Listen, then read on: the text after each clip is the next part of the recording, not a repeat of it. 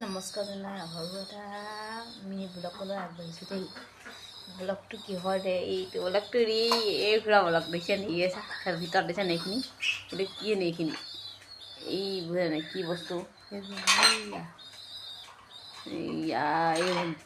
এই আপলটো ৰজা এইকেইজনী ৰাণী এইকেইজনী তাৰ ৰাণী হয় এইকেইজনী কিন্তু অকণমানি এটা পোৱালিবোৰ লগ গুচি এটা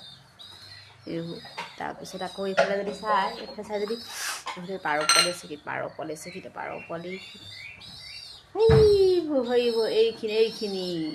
এইখিনি আহিছে